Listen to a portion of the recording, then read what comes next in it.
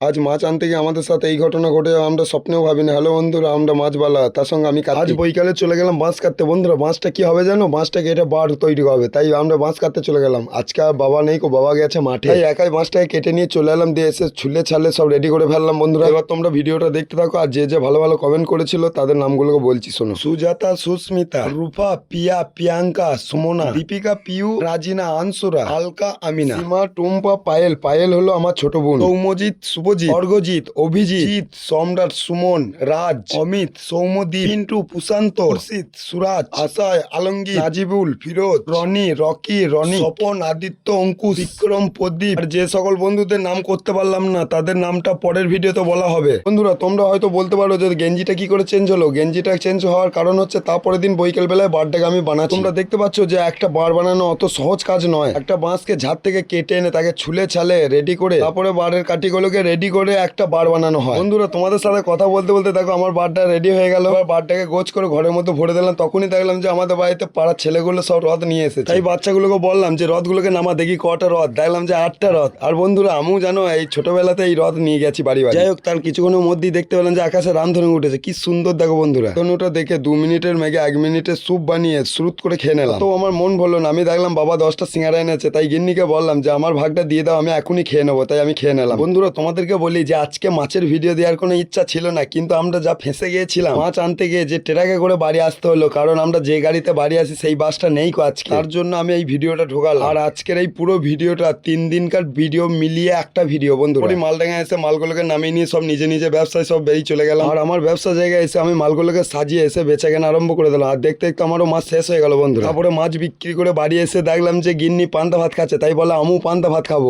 আমি তো গ্রামের ছেলে, তাই আমরা ছোটবেলায় খুব পান্তা ভাত খেতাম, কারণ যেই ভাত বেঁচে যেত সেই ভাতকে আমরা নষ্ট করতাম না, সবাই মিলে খেয়ে নিতাম ফ্যামিলি মিলিয়ে। আর দেখো বন্ধুরা আমি কি দিয়ে পান্তা ভাতটা খাচ্ছি, লেবু, নুন, পেঁয়াজ, লঙ্কা, আলু ভাজা। আর তোমাদের যদি ভিডিওটা ভালো লাগে তাহলে একটা লাইক করে দিও, আর আমার চ্যানেলটিকে সাবস্ক্রাইব করে দিও। দেখা হচ্ছে অন্য কোনো ভ্লগ নিয়ে। আজকে আমাদের টাটা, বাই।